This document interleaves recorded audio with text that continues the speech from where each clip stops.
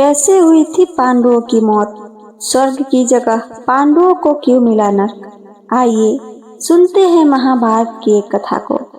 विश्व का सबसे बड़ा महाकाव्य महाभारत एक ऐसा ग्रंथ है जो धर्म और अधर्म की व्याख्या करता है। महाभारत युद्ध खत्म होने के बाद पांडवों ने करीब 36 सालों तक हस्तिनापुर पर राज किया, लेकिन 36 साल बाद हस्तिनापुर में कई तरह की भयानक घटनाएं घटने लगी। इन घटनाओं के बीच गंधारी के श्राप का यदुवंशियों पर कहर टूटा और वे आपस में लड़कर समाप्त हो गए। इसके साथ ही श्री कृष्ण और बलराम ने भी अपना शरीर त्याग दिया। पांडवों की अंतिम यात्रा। श्री कृष्ण की मृत्यु के बाद पांडव इतना दुखी हुए कि उन सब ने पृथ्वी लोक को छोड़ने का मन बना लिया। महर्षि वेद व्यास की बात मानकर पांडवों ने अपना राजपाट छोड़ा और अपने शरीर के साथ स्वर्ग जाने का निश्चय किया। स्वर्ग की यात्रा पर निकलने से पहले युधिष्ठिर ने युयुत्सु को बुलाकर पूरे हस्तिनापुर की देखरेख का काम सौंपा और अभिमन्यु के पुत्र परीक्षित का राज्याभिषेक कर दिया। इसके बाद पांडव स्वर्ग की ओर निकल पड़े, लेकिन हस्तिनापुर से निकलने के बाद उनके पीछे एक कुत्ता भी चलने लगा, जिसे देख युधिष्ठिर को छोड़ सब हैरान हो गए। सबकी इस हैरानी पर युधिष्ठिर ने उन सबको कुत्ते के बारे में बताते हुए कहा कि यह कुत्ता मेरा स्वामी भक्त कुत्ता है। हस्तिनापुर से पांडवों की शुरू हुई यह यात्रा धीरे धीरे आगे बढ़ती है और लाल सागर तक जा पहुंचती है, जहां अर्जुन के सामने अग्निदेव प्रकट होते हैं और कहते हैं कि हे अर्जुन, इस गांडीव मोह के अब तुम छोड़ दो, क्योंकि तुम अब स्वर्ग की यात्रा पर निकल चुके हो। अग्निदेव की बातों को सुन अर्जुन अपने धनुष बाण को त्यागने का फैसला लेते हैं और फिर पांडव हिमालय पहुंचते हैं, जहां उन्होंने केदारनाथ में शिव के दर्शन के साथ अपने भाइयों की हत्या से मुक्ति मिलती है। यहाँ शिव उन्हें स्वर्ग की मार्ग दिखाते हैं, जिसका रास्ता लाल बालू के समुद्र को पार करते हुए जाता है। पांडव उस समुद्र को पार करने के बाद सुमेरु पर्वत के दर्शन करते हैं, जहां इंद्रदेव खुद प्रकट होते हैं और सबको अपने साथ ले जाने की बात करते हैं। हालांकि युधिष्ठिर इंद्रदेव के इस प्रस्ताव को अस्वीकार करते हुए कहते हैं कि हे देवेश, अब यहाँ अपने कर्मों को भोगने आए हैं हम, आप हमें अपने हाल पर छोड़ दीजिए, हम सब खुद चलकर स्वर्ग का सफर तय करेंगे।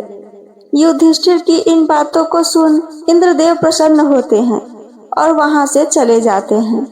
कैसे हुई थी पांडवों की मौत? आइए आगे कथा में सुनते हैं। पांडवों की स्वर्ग यात्रा अब अपने अंतिम दौर में होती है।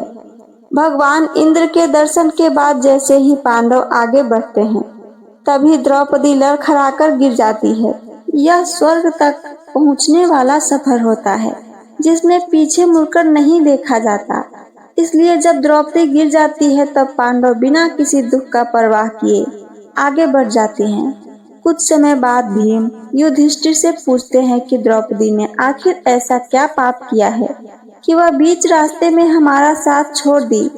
तब युधिष्ठिर भीम को बताते हैं और कहते हैं, द्रौपदी हम पांडवों में से सबसे ज्यादा अर्जुन से प्रेम करती थी। इसके बाद इस यात्रा में एक के बाद एक साथ छोड़ते चले गए। पहले द्रौपदी की मौत होती है, फिर सहदेव, नकुल और अर्जुन भी।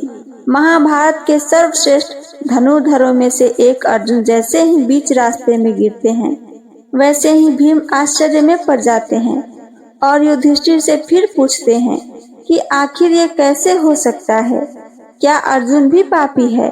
इन बातों को सुन युधिष्ठिर भीम को समझाते हैं और कहते हैं, अर्जुन सर्वश्रेष्ठ धनुर्धर तो था, लेकिन उसे अपनी धनुर्विद्या पर काफी अभिमान था। अर्जुन का मानना था कि वे एक ही दिन में सभी शत्रुओं का नाश कर देगा, लेकिन वो कभी कर नहीं पाया। स्वर्ग में जाने से युधिष्ठिर को किसने रोका? हमारे शास्त्रों में कहा गया है कि स्वर्ग का रास्ता आसान नहीं है, क्योंकि इसके लिए अपने अंदर की सारी इच्छाओं और अभिलाषाओं को त्यागनी होती है। पांडवों की अंतिम यात्रा जैसे ही अंतिम मार्ग तक पहुंचती है, वैसे ही सब एक दूसरे के साथ छोड़ते चले जाते हैं। अंत में केवल युधिष्ठिर और उनके साथ चल रहा वो कुत्ता बचता है, जो उनका स्वामी भक्त रहता है। अंत में युधिष्ठिर स्वर्ग के द्वार पर पहुंच जाते हैं। तभी उनका इंद्रदेव स्वागत तो करते हैं, लेकिन उन्हें यह कहते हुए रोक देते हैं कि आपके साथ स्वर्ग में यह कुत्ता नहीं जा सकता। हालांकि इंद्रदेव की बातों को युधिष्ठिर मानने से इनकार करते हैं और इसी बात को लेकर दो और युधिष्ठिर की बात बीच वार्तालाप हो रही होती है कि तभी यमराज वहां प्रकट होते हैं, जिसे देख इंद्र के साथ खुद युधिष्ठिर भी चौंक जाते हैं, क्योंकि यमराज उस कुत्ते के शरीर से प्रकट होते हैं जिसे युधिष्ठिर ने अपना स्वामी भक्त बना लिया था। दुर्योधन को क्यों मिला स्वर्ग और नर्क कैसे पहुँचे युधिष्ठिर? स्वर्ग में युधिष्ठिर एक कुत्ते के साथ पहुँचे थे। वहाँ दुर्योधन पहले से ही बैठा हुआ था। दुर्योधन को स्वर्ग लोक में देख युधिष्ठिर हैरान हो जाते हैं और इंद्रदेव से पूछते हैं कि क्या दुर्योधन ने अभी तक कोई पाप नहीं किया। युधिष्ठिर की बातों को सुन देवतागण कुछ बता पाते कि तभी वे वहां जाने की इच्छा जताते हैं, जहां उनके चारों भाइयों को शरण मिला होता है, यानी कि नरक में। असीपत्र नामक नरक में युधिष्ठिर जैसे ही पहुंचते हैं, वहां सिर्फ लाशें ही लाशें दिखाई देती है। चारों तरफ खून की बदबू और मांस के चिथड़े नजर आते हैं। लोहे की चोंच वाले काले काले कवे और गिद्ध मंडरा रहे होते हैं। इस भयावह नजारे को देख युधिष्ठिर डर जाते हैं और देवदूत को स्वर्ग ले चलने को कहते हैं। देवदूत जैसे ही उन्हें स्वर्ग ले जाने के लिए तैयार होता है, तभी उन्हें एक साथ कई लोगों के रोने की आवाज सुनाई देती है। युधिष्ठिर इस विलाप को सुन खुद को रोक नहीं पाते हैं और उनके पास जाकर उनका परिचय पूछते हैं। उस नरक में युधिष्ठिर के सामने जैसे ही वे लोग अपना परिचय बताते हैं, वैसे ही उनकी आंखें आंसुओं से भर आती है। दरअसल नरक में रो रहे वे शख्स कोई और नहीं बल्कि युधिष्ठिर के पांचों भाई और द्रौपदी थी, जिसमें कर्ण भी शामिल था। पांडवों को क्यों मिला नरक? नरक लोक में अपने सामने चारों भाई द्रौपदी और कर्ण को देख युधिष्ठिर देवताओं से पूछते हैं कि आखिर ये क्या हो रहा है। तभी इंद्र युधिष्ठिर को बताते हैं कि एक बार अपने छल से अश्वत्थामा के मरने के बाद कहकर गुरु द्रोण का वध करवाया था, जिसकी वजह से आपको भी यह नरक देखने को नसीब हुआ। लेकिन हे धर्मराज, आप चिंता मत करिए। आप देव नदी गंगा में स्नान करने के बाद स्वर्गलोक चलिए। वहां आपके भाइयों के साथ महाभारत के अन्य वीरों को जगह दे दी गई है।